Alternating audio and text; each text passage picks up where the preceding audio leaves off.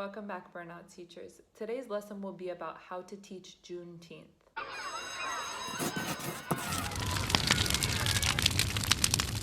Juneteenth is now a federally recognized holiday celebrated on the 19th of June to commemorate the end of slavery. And it is also a very important time for Black and Brown communities to address the ongoing struggle against institutionalized racism in our country.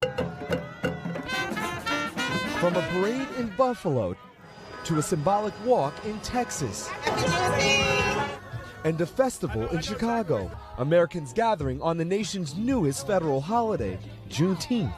It took so long for people to actually acknowledge this as a federal holiday. This is only the second year. Juneteenth is supposed to commemorate the end of slavery, and yet there has been a huge commercialization of this holiday. This is a perfect example of how movements are co-opted by big corporations so that they can make money, even though those corporations are actually contributing to the inequity in our society and actually completely contrary to the mission of that movement.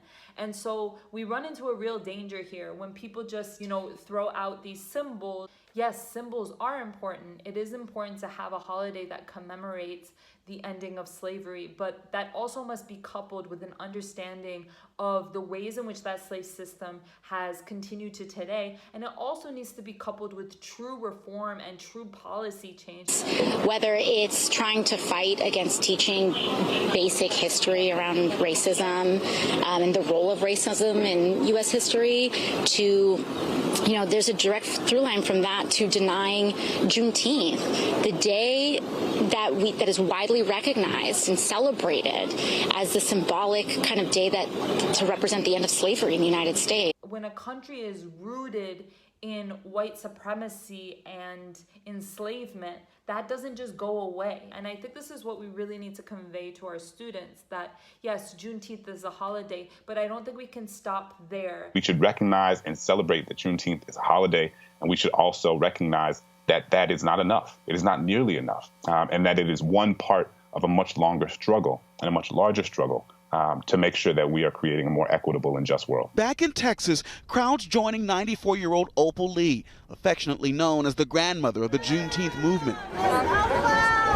There is too much educational components. We have too much to do. I even advocate that we do Juneteenth, that we celebrate freedom from the 19th of June to the 4th of July. Because we were free on the 4th of July, 1776. That would be celebrating freedom. You understand? If we were able to do that. A really important resource that I use as a teacher a lot in order to find books about topics that are not necessarily talked about in our mainstream education system is Teaching for Change's socialjusticebooks.org.